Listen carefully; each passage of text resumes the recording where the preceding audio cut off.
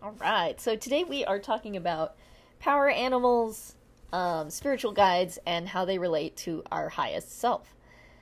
The highest self is that space is the guardian of our seat of divinity, basically. So when we go into our inner astral space, the space within us, before we connect to the outer three worlds, um, there is that doorway, right? There's a pathway, a doorway that we can make into the spiritual realm.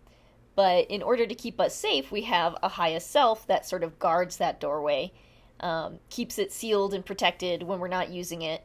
Um, this is an entity that we can work closely with that lives within us, and that some people feel it is their spiritual goal to embody their highest self in the world and to do the work of their highest self in the world.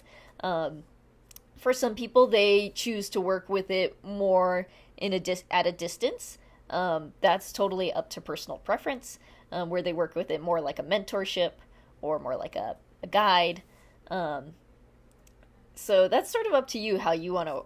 I personally like to call upon my highest self and like be in my power. Um, and especially when I go traveling into the spiritual realms, I feel like that's just a really powerful way to be protected. And it just makes me feel really safe. And I recommend that you experiment with that for yourself. So the highest self lives within us. Whether or not you feel that that is a being that you brought with you from the spiritual realm as sort of a guide and a guardian, or you feel like that's something that's constructed, kind of irrelevant. Everybody has different points of view on that. And sort of the wonderful magical thing about witchcraft is that we don't all have to believe in the same things, because witchcraft really isn't about belief. It's more about spiritual tools and spiritual practice. Um, and so if whatever beliefs help you to live a good, happy, fulfilling life and practice witchcraft ethically, then go for it. Like the beliefs are for you. It's whatever helps you to feel strong and empowered. Um, and to manifest your unique magic in the world. That's really what we're here to do, is to be creators and to work together and combine our strengths in order to create a beautiful, verdant, just future, right? Um, yeah. Anyway, so power animals. When we leave our own astral space and then move into the three worlds, we are able to connect with different types of entities. And they might live in different spaces, and but just because like a power animal might live in the lower realm doesn't mean it can't go with you or visit the upper realm, or just because you're traveling in the lower realm doesn't mean you're not gonna run into an entity that technically belongs in the middle realm.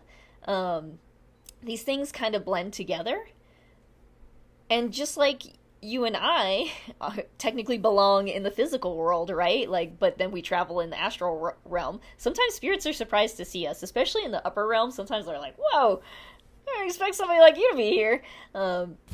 So you know, just as you can be surprised, they can be surprised. Um, and the biggest thing with that is the deeper you go into the lower realm, or the higher you go into the upper realm, the more energetic beings become, the more powerful they become. And so it's really important for you to have an understanding of like how powerful your own will is. Um, because there are places like once you get into those extremes, it can be very intense.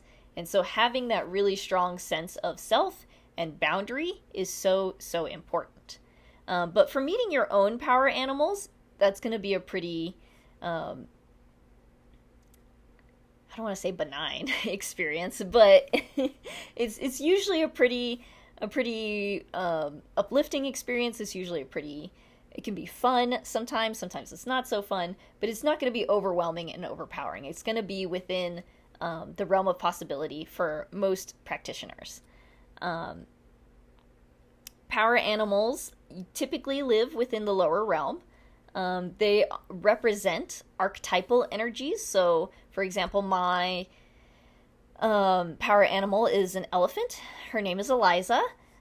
She, right, is kind of like the mother of elephants. She's not just like if I went to Africa and met an elephant named Eliza, it wouldn't be like, oh, this is my power animal. I mean, maybe she, like, is in some ways, right? The spirit realm is outside of time and place, time and space. So even living entities can be our guides and our power animals, but typically power animals are more archetypal. It's more about the energy of elephant than it is about like Eliza the elephant. Eliza is just the name that I connected with her. So even if you and I were to encounter the same spirit, she might come through like looking differently or calling herself a different name or even as a different gender, right? So that's kind of depends on our own lens of experience and how we interpret energy. But power animals really grant us their powers.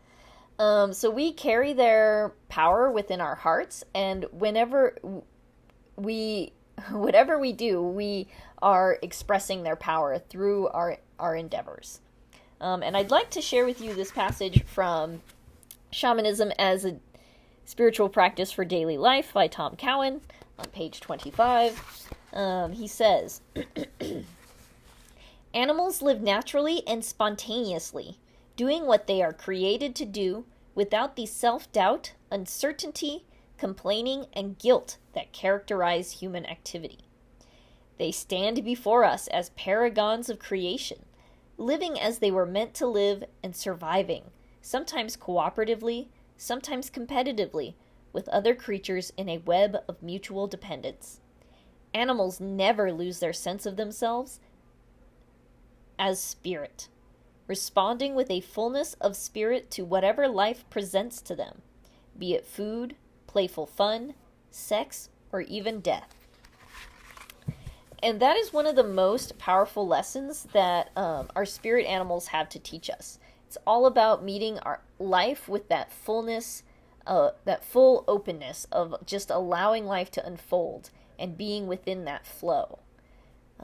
Part of that is learning to follow our intuition, right? Sometimes it can be really scary to listen to our intuition. Our intuition can be telling us to do something that may run counter to our instincts, right? It may induce fear or trigger our limiting beliefs. And that's really a time when we can call upon our power animal to help us sort of move through that. A lot of times our power animals grant us what we are lacking. So in the PDF guides that will accompany this video, I will give you like step-by-step instructions on how to meet with power animals and to deepen your relationship with them. Some people have more than one, some people only have one. Again, sometimes they come and meet with us and work with us for a limited period of time, and then they go and do other things. So, don't be surprised if there's a little bit of a changing cast of characters. It's important to have to not place too many expectations, to be open to the experience. A lot of times we want our favorite animal to be our power animal, but that's not always the case. Sometimes it is.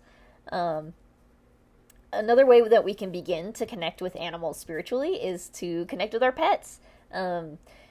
Usually because we've spent so much time with them, we already have a pretty strong psychic and intuitive connection to our own pets. So that's just a really great way to strengthen those abilities, is to really lean into that and to really try to receive images or feelings from your animals, from your animal companions, I should say. And so when we look at the ethnographic literature from across the globe, there are many different ways that different tribes and cultures contact their power animals, but one of the common threads we see is the vision quest. A vision quest typically consists of several stages, the first of which is fasting, and then usually there's you go out into the woods on your own for a few days, which may continue the fasting depending on your experience with being in the woods. And during that time while you're out there in isolation, you receive a vision of your power animal or your animal totem. Typically, the animal totem is really the one that is giving you that heart power, that is granting you their capacities, basically, and they're typically one that you are going to work with for probably your whole life. Most people don't. I've not heard of a person switching animal totems, but I don't want to say it's impossible. It's just not common. So anyways, that's the Vision Quest. I feel like a lot of us don't really have the space or capacity to fast for 2 days to a week and then go out into the woods for another 2 to 3 days. I mean, if you do, then that's awesome, and that feels good and empowering to you. You know, some people too, fasting is just not a very positive way for them to connect spiritually, right? For some people, some of us have struggled to have healthy relationships with food in the past, and sometimes fasting can be triggering towards that. So it's absolutely never a requirement. Remembering always that, like, our spiritual guides, our spiritual protectors, our spiritual teachers, they know our intentions, especially if we speak them out loud, and they're never going to deny us their help as long as we're doing our best. So if something doesn't suit you or your practice, or just doesn't uplift you, doesn't feel positive, like, that doesn't have to be part of your practice just because it's part of a traditional way of doing something, right? Just because it's traditional doesn't make it the only way. And so other ways of connecting with our power animal is actually to dance for your power animal, and sing for your power animal, just like doing a normal journey and singing and asking them to come and visit with you, or to even ask them to inhabit your body while you're dancing. And then as you move, you'll find yourself sort of transforming into that animal, and you'll become aware of what that animal is and how it feels in your body to have that power with you. So those are other ways that you can connect with your power animal. Another really powerful way to connect is, especially once you know what your power animal is to actually make a mask of that animal, to wear that mask when you're journeying. You can use that as a way of protecting yourself, just as a way of calling in their power. And it's really fun if you have a circle of friends that know what their power animal is, and they know, and they've like made masks as well. You guys can come together in sort of a council of all beings and like dance as your animals. It's actually a really intense spiritual experience. So highly recommend that if you can organize something like that. Actually, that would be an interesting series of workshops to do. Anyways, so I will be giving more step-by-step instructions on those things in the PDF. And then to deepen your relationship with your power animal is just talk with that every day, right? Talk with them, commune with them, ask them to write to you. When you're writing in your journal, you can say, I want to receive wisdom from my spiritual animal. I want you to write to me, through me, whatever I need to know, and sort of channel their wisdom. You can do that with spiritual teachers as well. Oh, I did want to talk about spiritual teachers. So spiritual teachers are typically, like, power animals are in the lower realm, are usually found in the lower realm. Spiritual teachers are usually, we're going to find them in the upper realm. So, because the upper realm is what has ascendant beings, souls that have incarnated many times, and they sort of like know the ropes, basically. We're going to encounter divine beings, some of which may or may not have ever had a physical incarnation. So working with beings that have never had a physical incarnation just requires some amount of caution, because they don't really understand the limits of being human, and they may ask you to do things that it's like, that's not safe for me, right? Like, that's going to jeopardize my livelihood or my home or my safety, right? So just always knowing that you are a sovereign being is important with that. But also, like, if you don't feel prepared to like deal with that relationship, then you don't have to engage in that sort of relationship. But in the upper realm, there are guides and teachers that are a little bit closer or a little bit more understanding of the human condition, and you can definitely call upon them to work with you. Some of them are like spiritual beings that were incarnated here on Earth and have passed on. Buddhas, right? Gandhi, Mother Teresa. These are spiritual beings that you can encounter and ask to learn from. So, journeying to the upper realm is a really great way to find a spiritual guide or mentor, a teacher. Just remember that when you make a contract with these teachers or guides, that, I mean, you have to uphold your end of the bargain. So if your end of the bargain is, I'm going to make an offering every week, you have to do that, right? So don't get yourself into any contracts that you can't fulfill. Like, if it's something that's like, you're gonna have to pray to me every 10 minutes every day, it's like, that's like way too much work, dude. I don't want to learn that bad. No. And with the PDF guide that will go along with this video, I will definitely include some step-by-step instructions for visualizations and guided meditations that you can use to journey to the upper realm and meet those guides and teachers that you want to work with. Good luck on your journeying.